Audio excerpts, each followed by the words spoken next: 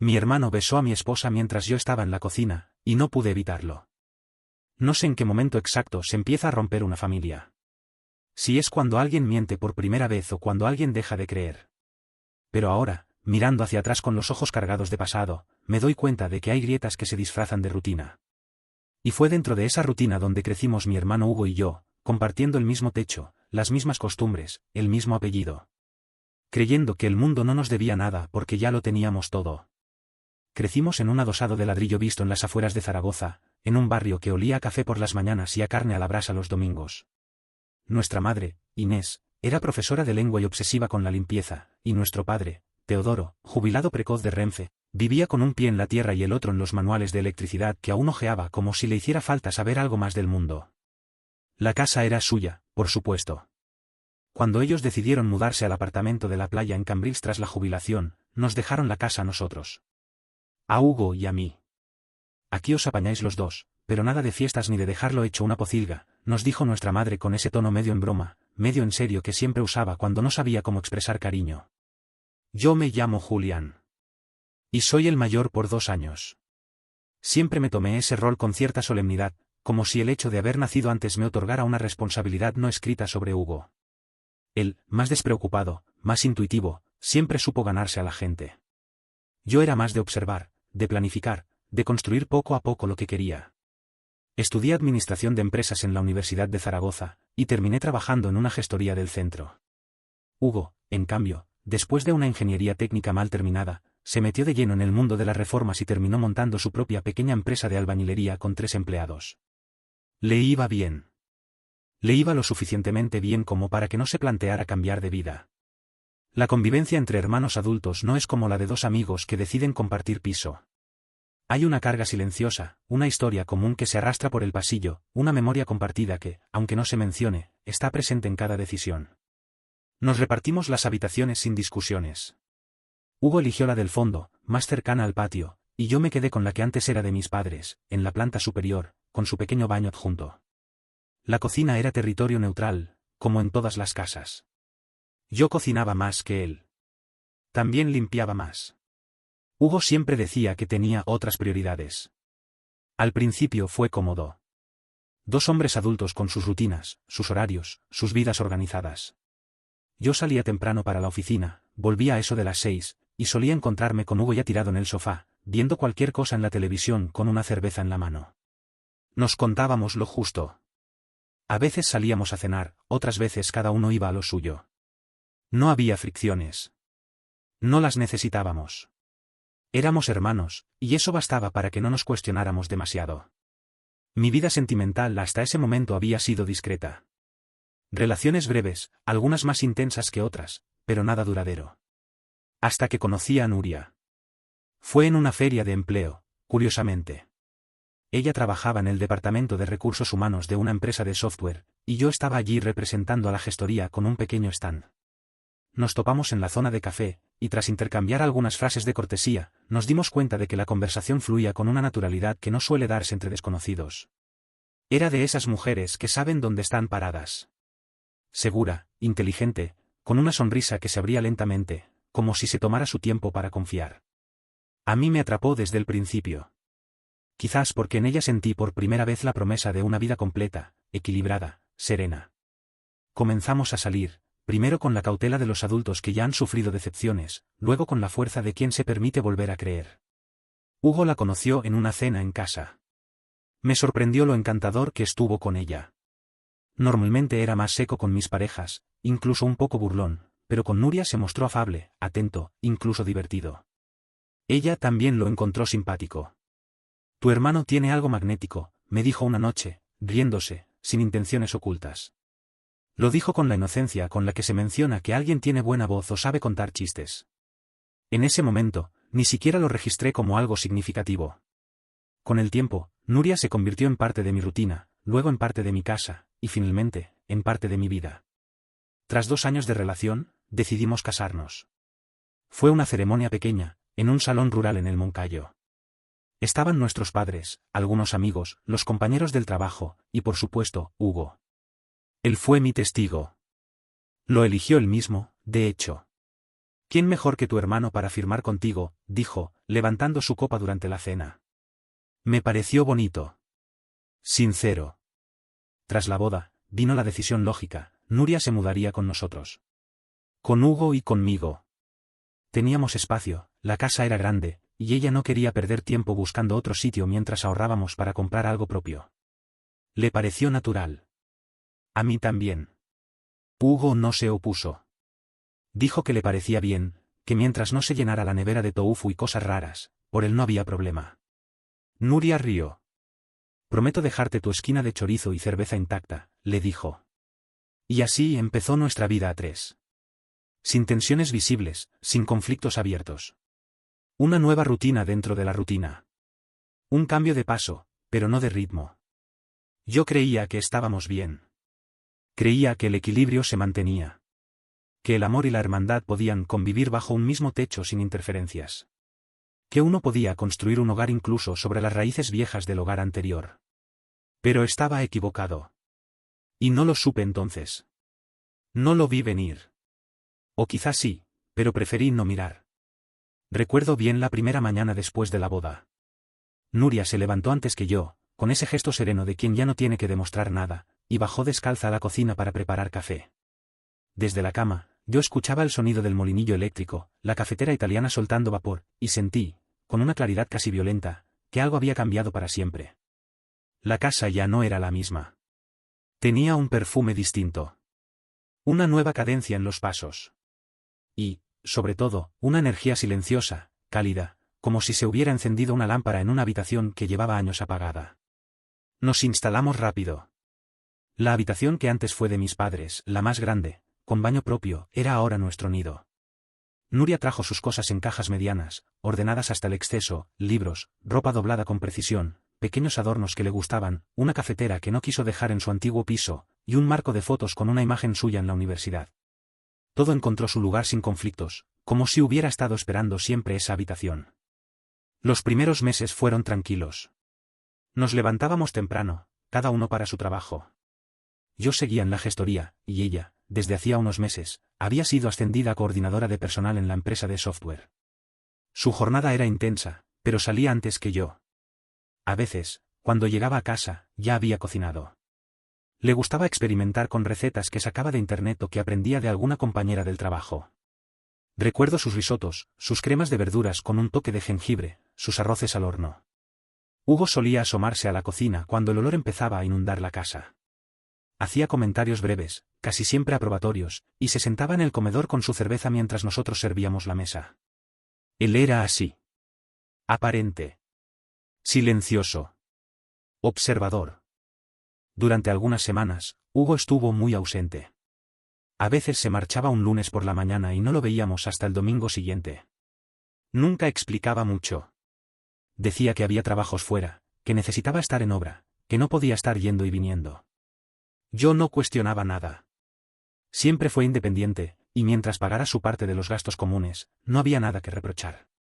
A Nuria tampoco parecía molestarle. Incluso decía que se sentía más libre con la casa tranquila. Pero cuando volvía, retomaba su sitio como si nada. Se tiraba en el sofá, encendía la televisión, pasaba horas viendo documentales, películas de acción o programas de reformas. A veces se quedaba dormido ahí mismo, con la luz encendida, la cerveza medio vacía y los pies sobre la mesa de centro. Yo lo veía como parte del paisaje. Era mi hermano. Habíamos convivido tantos años que había desarrollado una especie de ceguera emocional con respecto a sus costumbres. Nunca sentí que invadiera. Nunca me molestó. Y tampoco vi, entonces, ningún signo que me hiciera sospechar que su presencia era algo más que eso, presencia. Pero, con el tiempo, algunos detalles empezaron a colarse en el tejido fino de la rutina. Detalles tan pequeños que, en su momento, no significaron nada. Recuerdo, por ejemplo, una tarde en que llegué más temprano de lo habitual. Había habido un corte de luz en la oficina y nos dejaron salir. Al entrar en casa, me sorprendió encontrar a Hugo y a Nuria riendo en la cocina. Ella estaba sentada en la encimera, y él, apoyado contra el fregadero, le decía algo que no alcancé a oír. Al verme, ambos cambiaron inmediatamente la expresión, no por culpa, sino por una especie de reflejo automático. Como cuando un actor interrumpe su ensayo porque ha entrado alguien en la sala. Me saludaron con naturalidad, yo me uní, y el momento se esfumó como si nunca hubiera existido. Hubo más instantes así. Inofensivos. Insignificantes. Una vez vi que Hugo le trajo a Nuria una planta pequeña. Dijo que la había visto en un vivero y pensó que le gustaría. Ella la recibió con una sonrisa de cortesía, y la colocó en el alféizar de la cocina. Otro día, le ayudó a colgar un cuadro en nuestra habitación. Solo porque yo soy más alto, dijo riendo. Y era verdad. Lo era. Y nada en su gesto era obsceno. Nada era sospechoso. Nuria no cambió conmigo. Seguía siendo atenta, presente, cariñosa. Nuestra vida sexual era buena. Nuestros fines de semana eran tranquilos. Salíamos a caminar, a cenar, a ver películas. Había discusiones, claro, como en cualquier pareja, pero nunca con la violencia de lo que está por romperse. Éramos funcionales. Cómplices. Incluso felices, si es que esa palabra puede usarse sin matices. Por eso, cuando alguien me preguntaba cómo era vivir con mi mujer y mi hermano en la misma casa, yo respondía siempre lo mismo, raro al principio, pero ahora es como tener dos familias en una. Lo decía convencido. Con orgullo. Como si hubiera descubierto una fórmula de convivencia moderna que otros no comprendían. Lo que nunca vi, o no quise ver, es que Hugo se estaba instalando también en los espacios que no eran suyos. No con violencia, no con intención aparente, sino con la suavidad de quien conoce el terreno. Empezó a salir de la ducha sin camiseta cuando Nuria estaba en la cocina. A pedirle consejo sobre ropa, sobre películas, sobre qué vino comprar. A compartir con ella comentarios sarcásticos sobre mi manía de ordenar todo al milímetro. A crear, poco a poco, un lenguaje paralelo. Pero yo no lo noté. Porque para mí, mi hermano era una constante. Y Nuria, un amor seguro. Y esa combinación, pensaba, era imposible que se volviera amenaza. A veces nos reíamos los tres viendo películas en el salón. Otras veces, Nuria y yo subíamos antes a la habitación y él se quedaba viendo la televisión solo. Recuerdo el parpadeo azul del televisor reflejado en el pasillo, su silueta recortada en el sofá, su risa breve ante algún chiste de una serie antigua. Nada parecía fuera de lugar. Nada chirriaba. Y así fueron pasando los meses. Con cenas compartidas, silencios cómodos, risas espaciadas. Con domingos de paella y fútbol, sábados de compras, jueves de pizza casera. Con besos de despedida por la mañana y abrazos de buenas noches. Con rutinas tejidas como un abrigo grueso que no deja pasar el frío. Yo pensaba que lo tenía todo. Una mujer que amaba. Un hermano en quien confiaba. Y una casa que parecía un hogar. Hasta que un día, ese abrigo empezó a deshilacharse. Pero eso aún no lo sabía. Aún vivía en la calma anterior a la tormenta. Aún creía que el amor y la sangre eran muros suficientes contra el deseo. Una tarde cualquiera, sin lluvias ni presagios, las piezas comenzaron a moverse sin que yo lo supiera. Había salido del trabajo un poco antes porque una de las máquinas del taller se había estropeado. No avisé. Pensé que sorprendería a Nuria con unas flores. Nunca está de más recordarle a alguien que uno sigue mirando. Cuando llegué a casa, la puerta estaba entornada. Eso ya me pareció raro. Empujé con cuidado, cargando aún el ramo envuelto en papel reciclado que había comprado en la floristería del mercado. La sala estaba vacía. El televisor apagado. Silencio. Un extraño silencio. Avancé por el pasillo. No quería anunciarme aún, por simple picardía. Pensé que quizá Nuria estaría en la cocina, canturreando mientras preparaba algo. Pero cuando llegué a la entrada de la cocina, vi que no era allí donde debía mirar. Los sonidos venían del rincón del comedor, junto a la ventana grande que daba al patio trasero. Me asomé, despacio. Ahí estaban. No tocándose, no sentados, no conversando. Besándose. Mi esposa y mi hermano. No un beso accidental, no un roce inocente. Un beso completo, profundo, cargado de deseo. Las manos de Hugo sobre su espalda, las de ella agarrando su cuello. Mis pies se congelaron, pero el ramo cayó. Hizo un ruido suave, casi absurdo, al golpear el suelo de madera. Ellos se separaron, sobresaltados. Pero fue demasiado tarde. Yo ya había visto todo. No había marcha atrás. No recuerdo haber dicho nada. Creo que no podía. Todo mi cuerpo se llenó de una presión silenciosa, como si el aire se hubiese vuelto pesado. Hugo fue el primero en reaccionar. Dio un paso atrás. Nuria ni siquiera bajó la mirada. Me observó con una mezcla extraña, una combinación de culpa y desafío que no supe descifrar. Salí de la casa sin rumbo, sin saber a dónde ir. Caminé por las calles como un animal herido, repasando cada escena de los últimos meses. Todo cobraba otro sentido. Las risas en la cocina. Las ausencias de Hugo.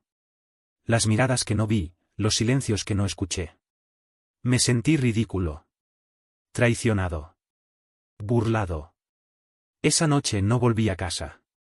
Dormí en el coche, en un aparcamiento al lado del río. Miré las estrellas a través del parabrisas y pensé en mi madre, en lo que diría si estuviera viva. Pensé en mi padre, en cómo siempre dijo que la familia era lo único que teníamos. Y ahora la mía se deshacía como una soga vieja bajo la lluvia. Al día siguiente volví. Nuria estaba en la cocina, sentada, con una taza de café entre las manos. Hugo había desaparecido, como siempre. Intentó hablar, pero levanté una mano. No podía. No quería. No esa mañana. Me encerré en el cuarto. Miré la cama donde dormíamos. El armario donde estaban nuestras cosas mezcladas. El espejo donde solía verla maquillarse. Todo me parecía una broma cruel. Y lo peor era saber que, en algún rincón de mi alma, aún la quería. Porque sí, el amor no muere en un instante.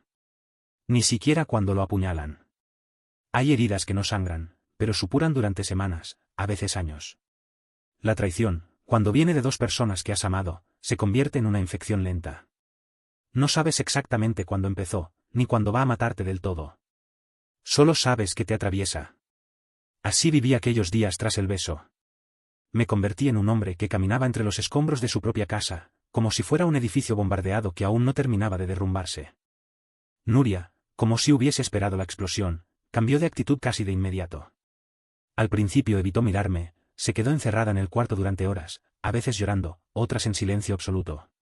Luego comenzaron las excusas. Frases sueltas al pasar. Justificaciones envueltas en voz baja. Palabras que lanzaba al aire como anzuelos. Yo no respondía. Me limitaba a estar presente, a ocupar el espacio, a fingir que aún tenía control sobre mi propio hogar. Dijo que había sido un error. Que no sabía qué le pasó. Que Hugo la había confundido. Que siempre fue muy insistente, que estaba inestable, que ella no quería. Que fue un momento de debilidad. Que lo sentía. Que me amaba. Esa frase la repitió muchas veces. Me amaba. Me lo dijo una mañana mientras me ponía el café, sin mirarme a los ojos. Yo la escuché, pero el sabor del café me supo a ceniza. Hugo desapareció, como de costumbre. No dejó nota, ni mensaje, ni explicación. Simplemente dejó de estar. Parte de mí deseaba que no volviera. Otra parte sabía que volvería. Siempre volvía. Esa era su maldita costumbre.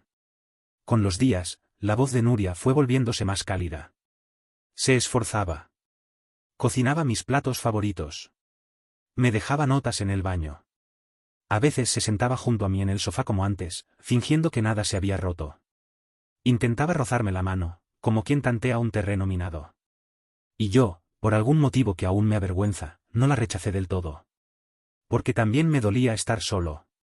Porque, en el fondo, una parte absurda y débil de mí quería creerle. Acepté su versión de los hechos sin aceptarla del todo. Comencé a dormir en la misma cama. Con la espalda vuelta, con la piel tensa, con el alma entumecida. Pero dormíamos juntos. Y ella aprovechó esa grieta. Empezó a hablarme con normalidad, a contarme cosas del trabajo, a invitarme a salir como antes. Yo decía que no. Me encerraba en el taller más horas de lo necesario. Pero ya no era el silencio absoluto. Era una tregua incierta. Así pasaron los días. No eran felices, pero eran funcionales. Como una pierna rota mal soldada, que aún permite caminar. Yo me convencía de que estaba reparando algo. Me decía que, quizá, si Hugo no volvía, todo podría cicatrizar. Me creía capaz de fingir que no había visto lo que vi. Me mentía con la destreza de los desesperados. Pero el problema con los fantasmas es que siempre regresan. Una noche, sin aviso, volvió. Escuché la puerta abrirse con ese golpe seco que conocía de memoria. El sonido de sus botas contra el suelo del pasillo. El olor a alcohol antes de verlo. Hugo entró tambaleándose, con los ojos inyectados y la barba desordenada. Saludó en voz alta, como si no hubiese pasado nada. Como si no hubiese besado a mi esposa frente a mis ojos. Yo estaba en la cocina, sentado frente al plato de lentejas que Nuria había preparado. Ella estaba junto a la encimera, sirviendo pan. El ambiente era tenso, pero soportable. Hasta que Hugo entró. ¿Otra vez lentejas? Soltó, arrastrando las palabras. Esta casa se ha vuelto aburridísima. Se acercó, con esa sonrisa torcida que siempre había usado cuando quería provocar. Yo lo miré, sin levantarme. Él me ignoró por completo. Fue directo a Nuria. Ella también lo miró, en silencio, con una mezcla de sorpresa y alarma. Hugo se le acercó demasiado. Demasiado para alguien que, supuestamente, estaba arrepentido. Demasiado para un hermano. Y entonces ocurrió. Sin previo aviso, como un ladrón que actúa a plena luz, la sujetó del brazo, la giró hacia él y la besó. Fue un beso seco, sucio, ebrio. Ella intentó apartarse, lo hizo, pero tarde. Y yo estaba allí. De pie, esta vez sin congelarme. Esta vez sin dudar. Levanté la voz. Una sola palabra, fuera. No fue un grito, no fue una amenaza. Fue una orden. Una sentencia. Él se giró hacia mí, sonriendo, como si todo fuera una broma. Como si el veneno que dejaba caer no hiciera daño. No respondí a su provocación. Solo caminé hacia la puerta. La abrí. Y con la misma calma con la que se cierra una historia, señalé la salida. Te vas. Ahora. Hugo me miró, vaciló. Después soltó una carcajada, se tambaleó, murmuró algo sobre la familia, sobre que yo era un idiota, y cruzó la puerta. La cerré sin mirarlo. No di portazos. No necesitaba violencia. Solo necesitaba que se acabara. Volví a la cocina. Nuria seguía allí, de pie, con la cara pálida y los labios temblorosos. No dije nada. Me senté otra vez. Volví a mirar las lentejas. Ya estaban frías. Pero me las comí igual. Esa noche dormí en el sofá. No porque me echara ella, sino porque lo necesitaba. Necesitaba distancia. Espacio. Silencio. Nuria no intentó detenerme. Quizás sabía que, aunque había logrado reconstruir algo, esa segunda grieta era más profunda. Más amarga. Más irrecuperable. Y ahí quedamos. Ella en nuestra cama, yo en el sofá, y Hugo de nuevo en la calle. Pero esta vez algo había cambiado. Ya no quería mentirme.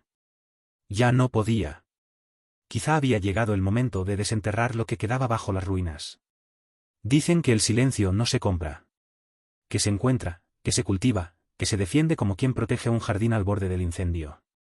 Yo lo entendí tarde, después de vivir demasiado tiempo rodeado de palabras inútiles, de explicaciones a destiempo, de miradas esquivas y de ausencias disfrazadas de rutina. El silencio, ese que se respira sin miedo, finalmente llegó a mi vida cuando nos mudamos. Nuria y yo dejamos la casa hace 2 meses. No fue una decisión rápida ni tomada en un momento de rabia. Fue algo que maduramos poco a poco, después de aquel último episodio con Hugo, cuando el beso borracho se convirtió en la gota que rebalsó un vaso ya roto. Durante unos días, la casa pareció vivir en pausa. Hugo desapareció otra vez y esta vez no nos molestamos en preguntar dónde estaba ni si pensaba volver. Supuse que, como siempre, acabaría durmiendo en el sofá de algún conocido, repitiendo las mismas historias de lo mal que lo había tratado la vida. Pero ya no me importaba. Algo en mí se había desprendido de él. La conexión de sangre era una ancla, sí, pero hasta las anclas se oxidan y se sueltan cuando las golpea el mar del desengaño demasiadas veces. Nuria propuso irnos. Lo dijo en voz baja, una mañana, mientras colgaba la ropa en el patio. No lo dijo con miedo, ni con tristeza. Lo dijo con esa calma de quien ya no espera una respuesta inmediata, sino que simplemente enuncia una verdad inevitable. Alquilamos un piso en las afueras de la ciudad. No era grande, pero estaba limpio, iluminado, con una cocina que parecía diseñada para empezar de nuevo. Las paredes blancas me daban paz. Las ventanas altas dejaban entrar una luz que, de alguna forma, me reconciliaba con el paso de las horas. Allí, lejos de la casa de mi infancia, lejos del sillón donde Hugo dormía, lejos del pasillo donde los escuché reír cuando creían que no los oía, comenzamos a respirar distinto. El cambio no fue inmediato. Aún quedaban escombros dentro de mí. Pero al menos estábamos solos.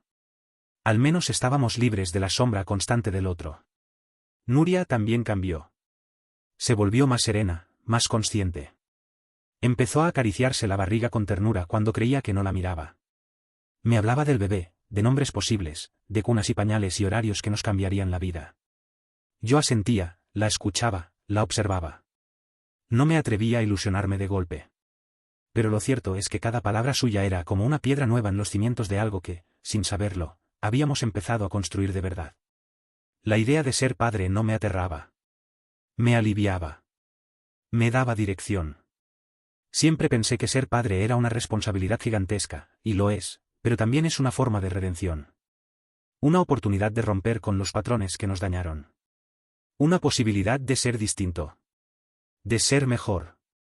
Ahora, cada mañana, me levanto con el sonido del tráfico lejano. Me preparo el café en silencio mientras Nuria duerme. A veces despierta con náuseas, otras con ganas de hablarme de colores para la habitación del bebé. Y yo la escucho. Porque aprendí que escuchar también es amar. Que no todo se arregla con promesas, ni con abrazos, ni con regalos. A veces basta con estar. Con ser testigo de lo cotidiano. Con dejar que el tiempo haga su trabajo. Hugo nos llamó una vez. Me envió un mensaje breve: ¿sigues enfadado? No contesté. No porque no supiera qué decir, sino porque ya no necesitaba decir nada. Mi silencio era mi respuesta. Un silencio que hablaba de límites, de distancia, de dignidad. Tal vez algún día nos veamos. Tal vez en un funeral, o en una cena familiar forzada por algún evento. Pero ya no volveremos a vivir bajo el mismo techo. Esa etapa está cerrada, clausurada, extinguida como una vela sin oxígeno. Nuestros padres no preguntaron mucho. Mi madre se limitó a decir que esperaba que fuéramos felices. Mi padre, fiel a su estilo, ni siquiera opinó. Tal vez supieron más de lo que decían.